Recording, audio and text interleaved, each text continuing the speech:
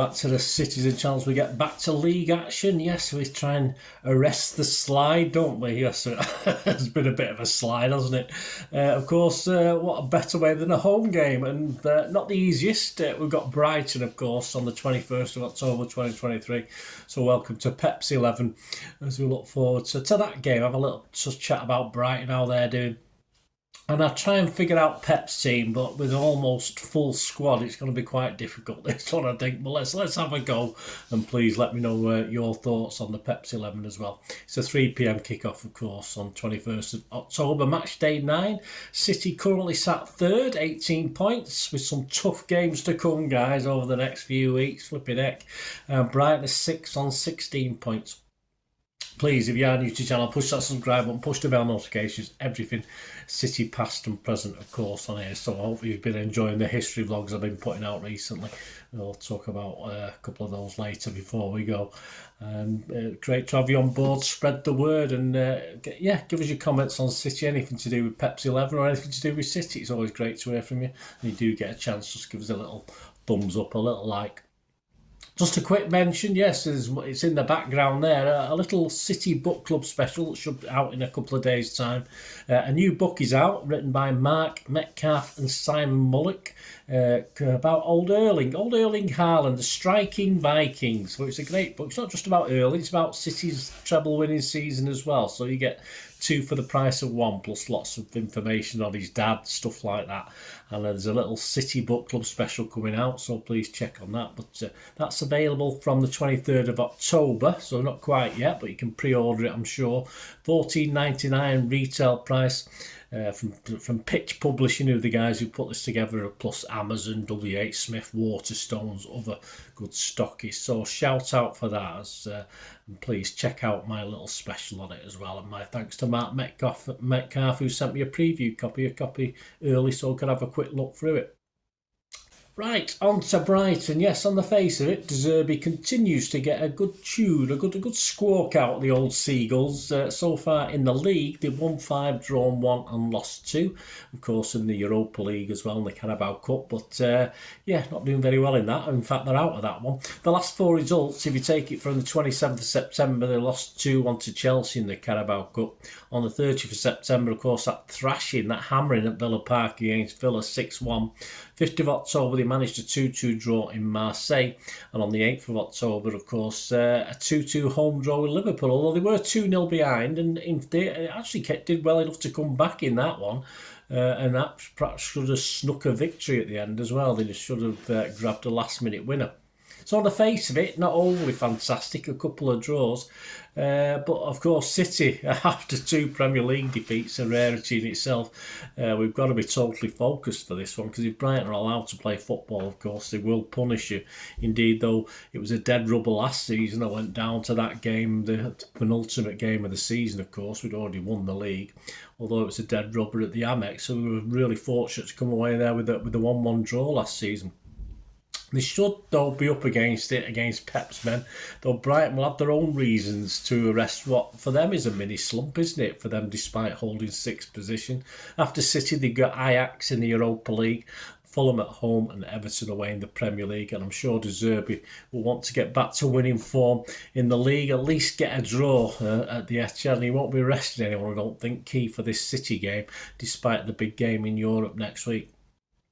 But what will Pep be doing with the young boys to follow, of course, after this game? I'm sure young boys won't be on his mind just yet either, in the same way De Zerbi isn't really thinking too much about Ajax with this game in hand.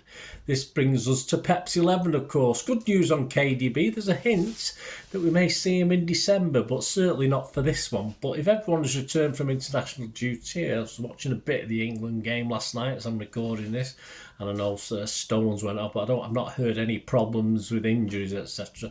But of course, if everyone returns from international duty fine, then apart from our midfield dynamo, our midfield genius KDB, Pep should have a full squad to pick from, hopefully to end our losing run and get back to winning ways.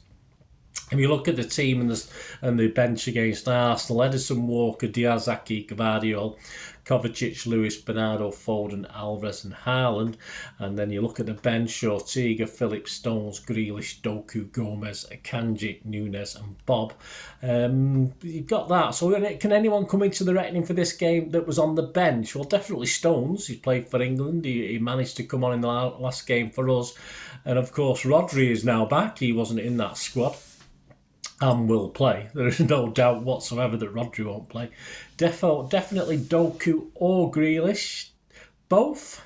Doubtful, but you never know. Possibly it'll be interesting to see Doku one wing, Grealish the other wing. We've got to get some ammunition up to old Erling Haaland, don't we? Possible Akanji and Nunes? But who from the starting 11 who can see his spot in jeopardy after that Arsenal loss, for instance? Well, Kovacic wasn't very good at Arsenal. He wasn't very good at Wolves either previously, and Alvarez lacked a bit of influence, though he never stops running and working, of course. Haaland, well, because of a lack of supply, was almost non-existent. Aki and Diaz were not at the best, especially Diaz. He's been out of sorts the last couple of games. But is he undroppable? I'm not too sure. What do you think? If Diaz is droppable, and that's a big if, surely Haaland isn't. But I wouldn't have minded. There was hinting that giving Haaland a rest against Arsenal, but of course Pep didn't. Surely Haaland isn't droppable for this one. But it means we have to supply him, won't we? We'll have to get some ammunition to him. We're at home, so we should be able to against a team that likes to play football. So all things point to being able to do that. But of course we failed to do it at the Emirates, but a different ball game this one, of course. Rodri, Doku, Bernardo, Foden, Grealish have the ammunition to supply him. With Rodri back, I don't see a place for Kovacic in this. If Stones returns, I think Lewis will be a little bit vulnerable, but we've got Lewis's legs. Will that be more useful? If Doku's preferred to Grealish, does Alvarez become ready for the chop as well? As says, Lewis gives us legs, but his spot looks a little vulnerable as well. Well, especially if Stones is back, which I think now after he's missing so much of the season, surely Pep's going to start him.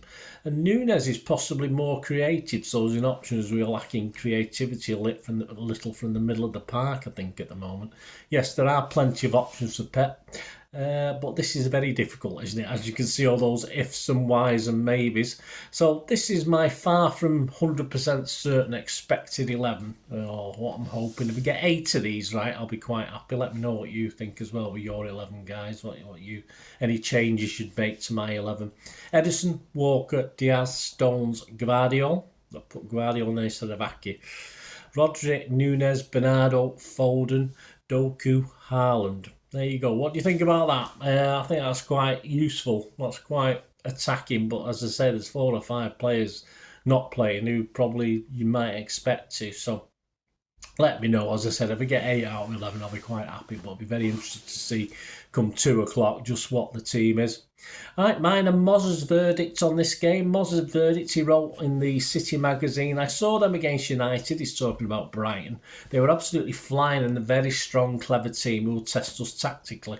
They're playing with a freedom in many games because they are Brighton and maybe still not thought of as a really top side, but they are. However, they are up against Manchester City, and that's a different game altogether. Moz's prediction, well, he's going City 3, Brighton 1. Now we've been agreeing for the last 2 or 3 games, me and Mozza, but I've gone a little bit braver this time. I thought, well, they are capable of scoring, so we'll give them a goal, but I'm hoping we'll throw the old proverbial kitchen sink at them.